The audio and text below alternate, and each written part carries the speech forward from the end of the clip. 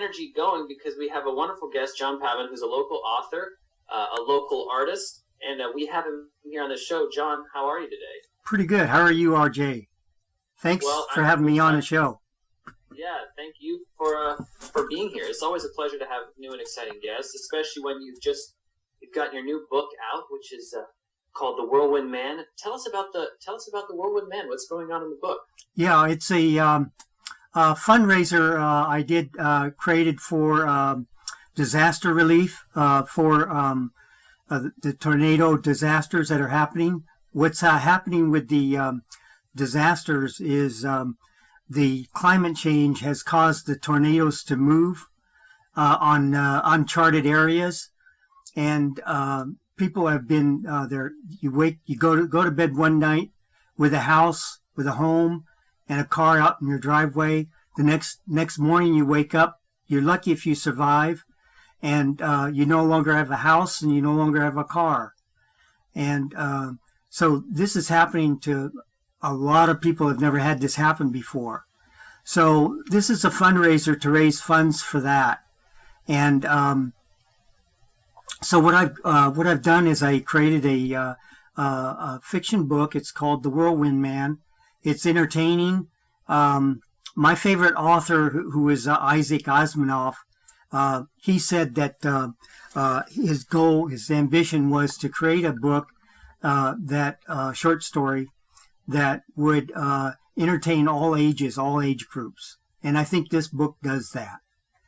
It's recently won a gold seal from the publisher, and it's gotten a little bit of interest. And in the book, it's got the two brothers. They're from a small town up in sunny St. Helena, in a vineyard ranch, and they create a time travel vessel. And they get caught into it just by accident by doing their game playing. And this is a game that lasts and lasts. And it's quite a story, and it's quite an amusement for these two brothers and adventures. And they actually create this vessel that goes inside whirlwinds. And they meet an alien being that is time traveling inside the vertex of the whirlwinds. And he befriends these two young brothers, and he teaches them all kinds of stuff, and it's quite an adventure. You really got to read it.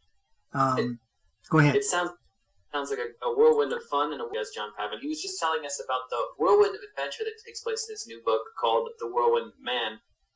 Not only is it an adventurous book, but it's going to a good cause. It looks like, John, you've been a volunteer with the American Red Cross for many years. Mm-hmm. What kind of was the impetus for writing this book as a new means of fundraising?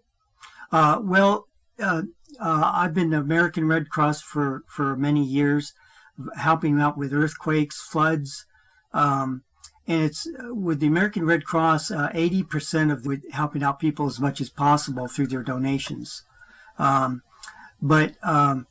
They have too many things going on. There's been hurricanes, there's been tornadoes, there have been too many this year already, and all the other natural disasters that you can imagine that they help out with. So,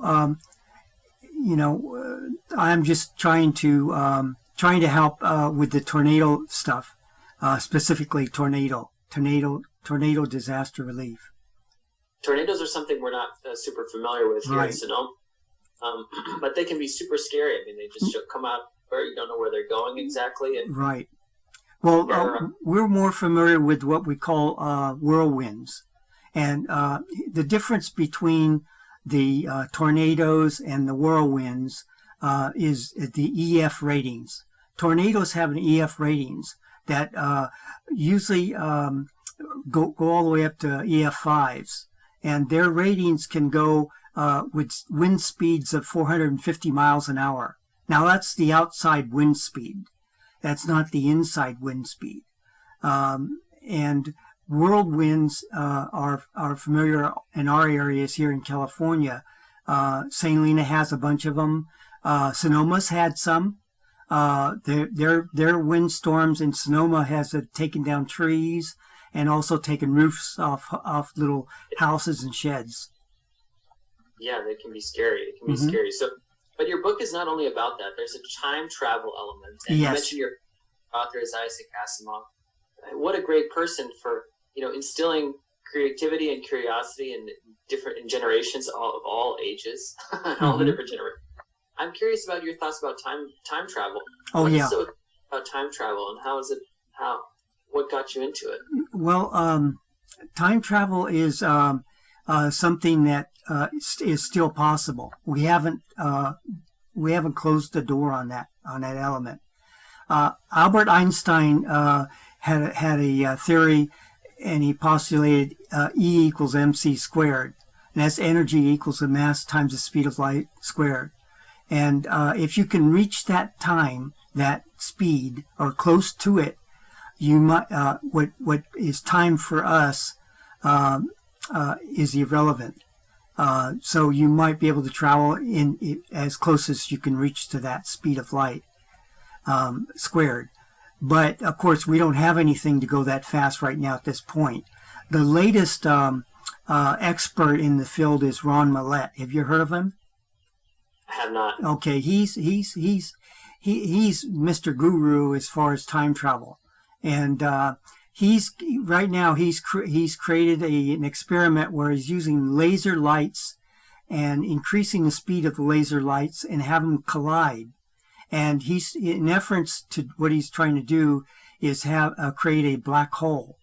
And the minute you do that, you've got like a wormhole, and time travel would be possible.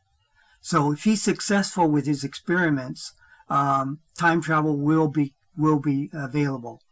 Well, we'll see what happens there. But I'm curious about your perspective on time travel as a cultural phenomenon. For a long time, humanity has been fascinated with going back in time, with going forward in time. Mm-hmm. If you could time in the past or future, where would you want to go and why? I think I'd want to go to the future because, learning new stuff and like I say in the book about he allowed us, this alien being, his name is Willie, he allowed us to go ahead in time to see inventions and things of the future. He predicted Facebook way before there was Facebook. He showed us what Frisbees was way back in 1963 before we had Frisbees. He showed us a lot of inventions that have yet to be developed yet. And I mentioned them in my book, so you can see them. It's under the chapter called College.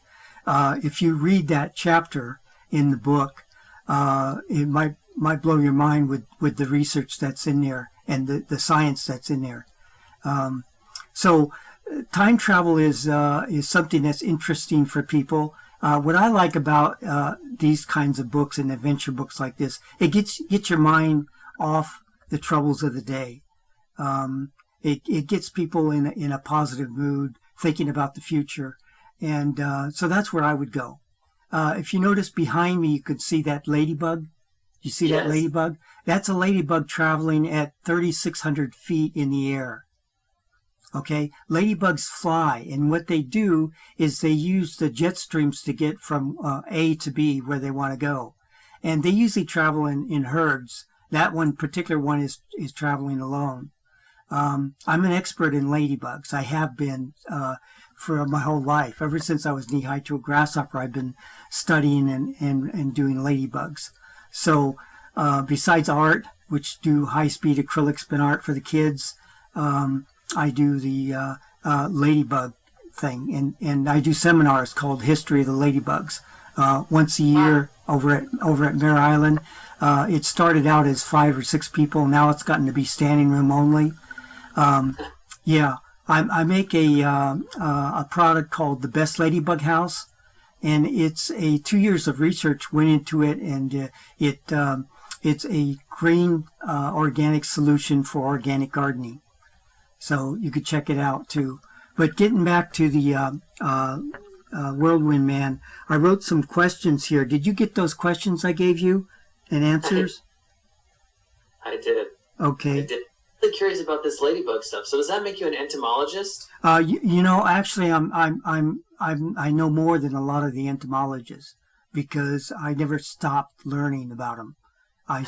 Yeah. So in fact, the world knows me as the world expert. People call me from all over the world to let me know the latest news of what's going on. I get calls from DJs from Hawaii to let me know that their ladybug species is a tourist trap. Because when the farmers plow up the fields, these ladybugs from the mountains rush in and they eat the root mites that surface to the ground. So it's a big tourist thing over there. I've had students from Japan call me up with their latest man-made genetic engineering on ladybugs, and they were bragging about what they did. They were able to remove the wings of the ladybugs, and they wanted to know my opinion. They called me at home, and I told them, I says, what you've done in 2 weeks is you eliminated 400 million years of evolution. So the reason why people like ladybugs and they like using them for their gardens and stuff is because they're nice looking. They're bright red. They got black dots on them, and people like them. But I'm not too sure, looking at your ladybug, if people would be interested in getting them or using them. But that's what they did. So and then I get emails from people on in the farm belt, the students that want to make some quick money. So they take ladybugs and they super glue the shells onto their backs so they can't fly. Now all this doesn't make sense to you or me, but the problem is with ladybugs is after they finish eating the food that's on their branches or whatever, or your yard or garden, they fly away. So people have been wanting to keep them in their yard or garden, so they'll keep eating and keep taking care of their pests. So they didn't do enough research. I did the research. That's where the best ladybug house comes in. So once you get the house, you set it up in your yard or garden, and get your ladybugs, get the attractant that I provide also, and they stick around for the whole spring and the summer and take care of all your pests for free while you sleep. How cool is that? That's incredible. So the ladybug house is like a beehive. Yes. Like a beehive. A nesting box. That's what they call a nesting box. And they have it's a natural behavior that they use. So in doing the research, I did 2 full years of research. I contacted the very first students that found ladybugs out in the wild. And those are called ladybug whisperers. They were the very first ones. And they were hiking one day from Sacramento State. And they came across in a mound of trees a red mound. And they were curious to find out what this red mound was. And they walked up and they saw that it was thousands and thousands of these red ladybugs all gathered on top of each other, all in a pile. So these were smart kids, and they knew that ladybugs ate other insects. So they gathered them up, put them in baggies, and then sold them to the local nurseries. That's the first commercial vendor. Now, of course, we have commercial vendors that grow them and breed them in captivity. But those were the first ones. Well, I interviewed the very first students that did that. And He said, how did you find me? I said, well, I do my research. And they said, you're right, exactly what you said, what happened. And I said, well, I didn't come here to verify what you did. Really, I came to ask you some more questions, what you noticed, what you observed. And I said, well, what did they do in this pile? What was their behavior? And they said that they noticed that the ladybugs came in they flew into the center of the pile, and then they went underneath the leaves and out the side. So they had one in and one out. So that's what helped me to create the best ladybug house. So if you notice on the ladybug house, they have one entrance and one exit. Yes. Yeah. So it's designed for their natural behavior. So I've been selling them and making them since 2007 nationwide. In fact, even Canada has bought some. Without one one complaint or saying that these don't work. Nobody's ever done that. Yeah. Oh, well, John, you're clearly a Renaissance man. I mean, you wrote this book, Whirlwind Man. You're a ladybug expert. You're a graphic designer. You do all kinds of incredible work. We're so lucky to have you here on the show. We only have a couple minutes left, but I would say, what do you think is the most exciting part of the Whirlwind Man? You mentioned it as kind of an escape. What excites you the most about this book and during the writing process?